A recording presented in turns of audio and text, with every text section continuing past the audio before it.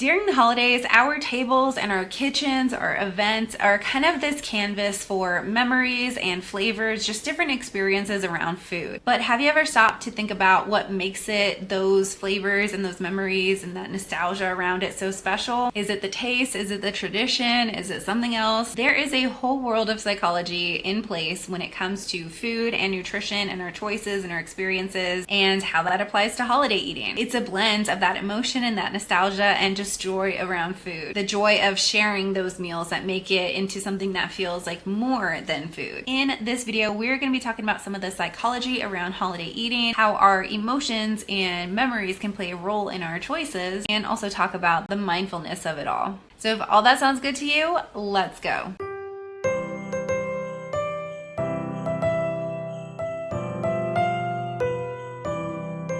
Welcome to my channel, or welcome back. My name is Kat. I'm a licensed registered dietitian nutritionist, and on this channel I like to talk about weight inclusive and weight neutral focused approaches to health, as well as diving into scammy and, in my opinion, unethical nutrition related businesses, products, mostly nutrition related MLMs, and other fear mongering nutrition related claims. Now, I do want to preface this by saying that I am a nutrition professional. I am not a psychological or mental health professional. I will be staying in scope of psychology around eating, just the general psychology around eating, rather than talking about things that are like outside of my scope regarding the psychology of eating. Just wanted to put that out there. All right, so there is no denying the appeal that holiday food can have on us, for me at least. We're going to talk about some of the nostalgia aspect of things, emotional eating that can happen during the holiday season, and the role of food in social connections and traditions. Understanding the psychology around these food choices can not only give us some insight into our own food-related behaviors, but it can also help us to approach food with joy and with the mindfulness. Whether you're here for the application of those insights or for just learning about them, I'm glad you've joined us for this. Let's dive into the powerful emotion that plays a large role into our food choices around the holidays especially, and that is nostalgia. Nostalgia is more than reminiscing over old times. It's a kind of sentimental longing for the past, and it is often triggered by sensory experiences or inputs. Things like taste, smell, sound, and the sight or thought of food.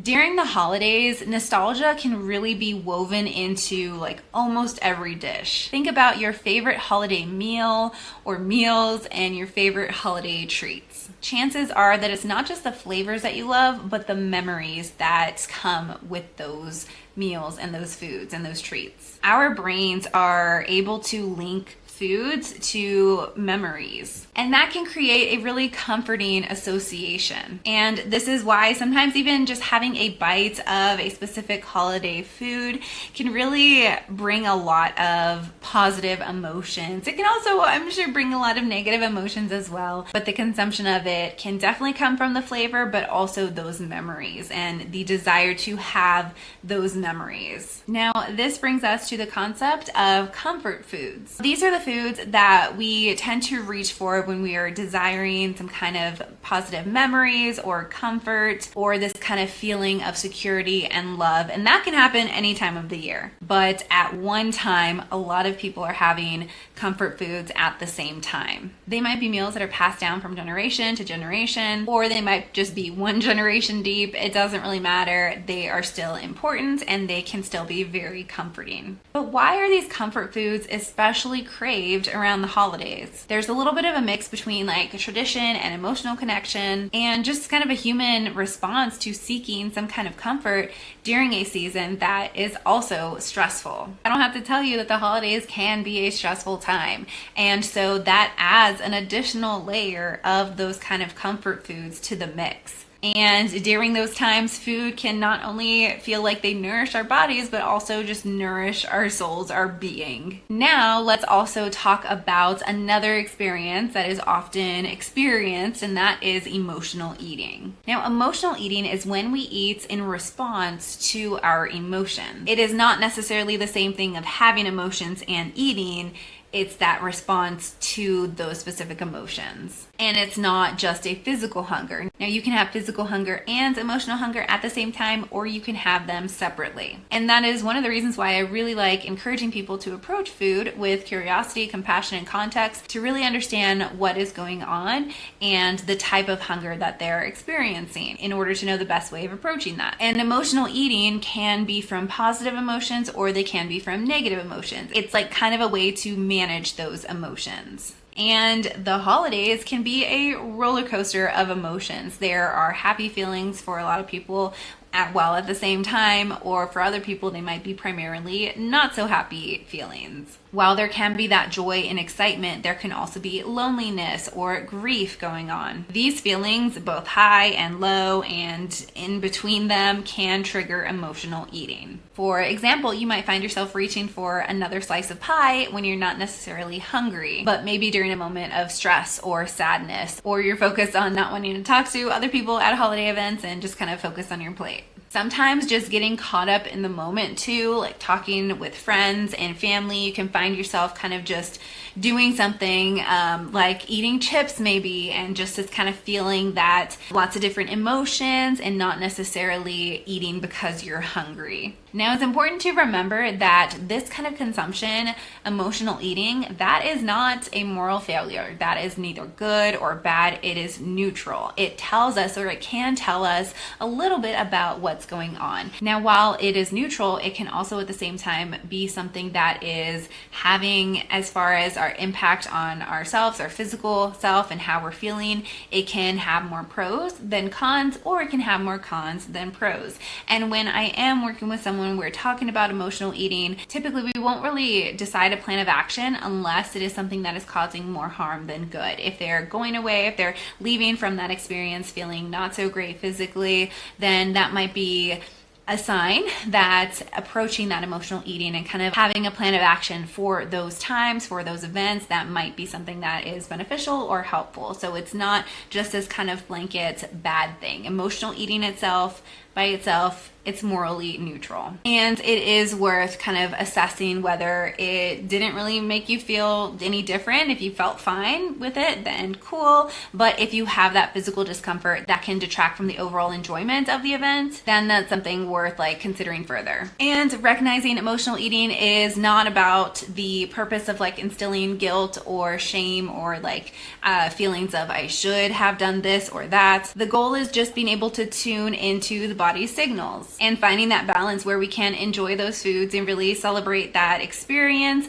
while also feeling good and feeling energized as well, feeling comfortable and joyful. The goal is to have those kind of emotional eater celebratory meals without the discomfort that can sometimes come when eating beyond what our fullness cues are. Now, it is important to note that emotional eating is part of the human experience. It is it is a normal thing, a normal part of being a human. The key is awareness of it and recognizing it and understanding why we're eating. Is it an emotional hunger, or is it a physical hunger, or is it maybe a mixture of both? Asking those kind of questions can help us, especially during the holiday season when stress levels are typically high for, I would say, a good amount of people. This just brings us into a step of awareness, or it's a step into awareness that can help support just a fulfilling holiday experience. Now, beyond those individual experiences with food, there is a larger and more universal aspect to consider, and that would be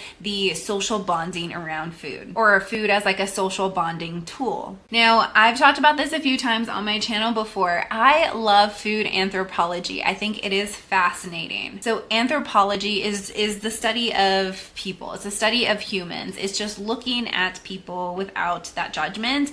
From an anthropological standpoint, we can see how food has been a kind of social tool. It's brought people together like forever. Now, for a long time ago, a lot of that sharing of food was like a survival thing. Things were done in a tribe. Things were done together. It was a way of making sure that everybody in the community was fed. And over time, we don't need to all come together to make sure that it's happening so much. We're not like gathering, hunting our food, but it is still very much can be a social ritual. It is a way to strengthen bonds and also build alliances. We see this in business as well, of just that, and also like in other kinds of meeting together, these people coming together over food. Now, especially during the holidays, this is a time where typically a lot of people can see that in their own lives, coming together with people around food. Food plays a huge role in holiday traditions, especially in groups of people. And I love that. That is one of my favorite things.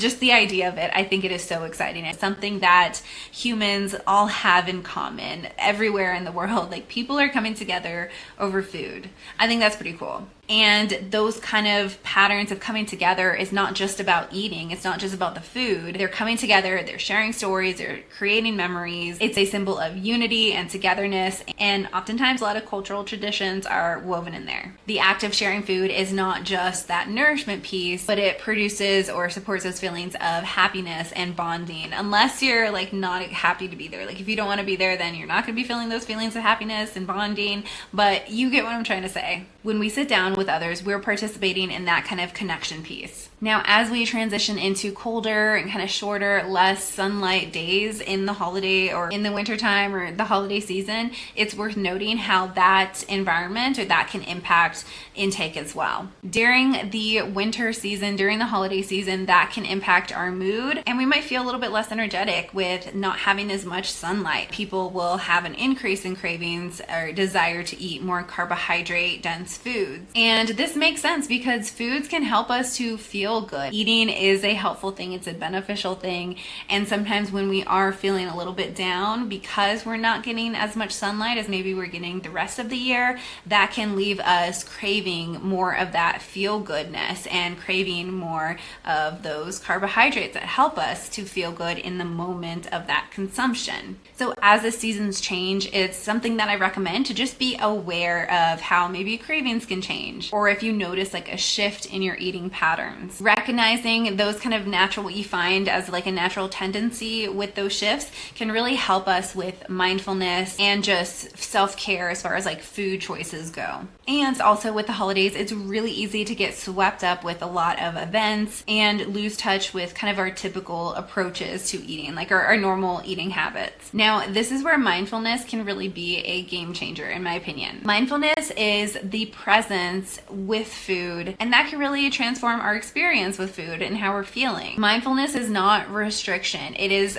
approaching food with curiosity, compassion, and context in order to make choices that are going to be most beneficial for you, that are going to be in alignment with your taste, your energy needs, your nourishment, and it's going to come from a very self-love and mindful, intentional place rather than following this kind of like should list or avoid list. Even something simple as eating slower can help us to evoke more of those kind of like senses or be more aware of those senses: taste, smell, touch, texture, flavor. Overall, just eating slowly can help with that mindfulness piece, which can help with the enjoyments of the food and kind of help us to recognize our hunger and our fullness and where it's at in order to eat in a way that's going to not make you feel like overly full, and it's going to help you to feel energized and overall physically better. Like that satisfaction and fullness piece rather than over fullness and non-satisfaction.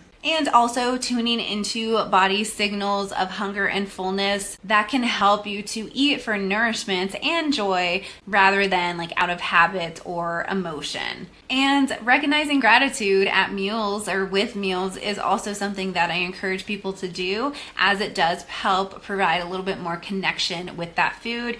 And the outcome of that connection with the food is that mindfulness piece and really taking it in like how that food is impacting your fullness and your satisfaction satisfaction and your energy levels. And if you do have a holiday event, one of the things that I encourage people to do is just continue to eat throughout the day. Don't try to save your calories for the end of the day. Eating regularly throughout the day can prevent this kind of like extreme hunger, which sometimes lead to this consumption that is not mindful and really takes a lot of the joy out of eating and the connection out of eating. So as we kind of wrap up this talk about the psychology of eating and the holiday season specifically, remember that it is okay to enjoy holiday foods, and enjoying them without guilt is important. Guilt can increase our stress level. Stress is not helpful for the body in like chronic amounts. Remember that food is not just for nourishment. It is that joy, connection, celebration, community, peace as well. And remember that if you have a meal that is maybe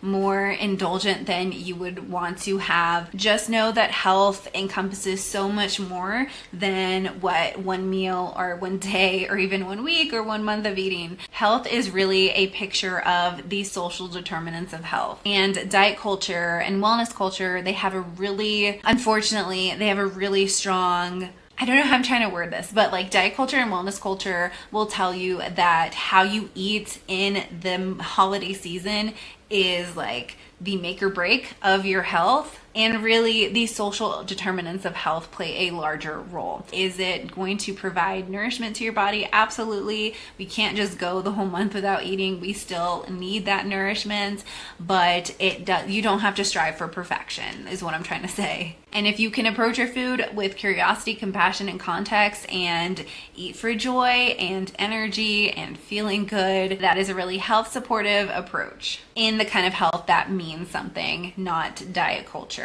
All right, that wraps it up for this video. If you like this video, please remember to give it a like and make sure you're subscribed. I'd greatly appreciate that. And remember, you can strive for health without subscribing to a diet culture. I'll see you later.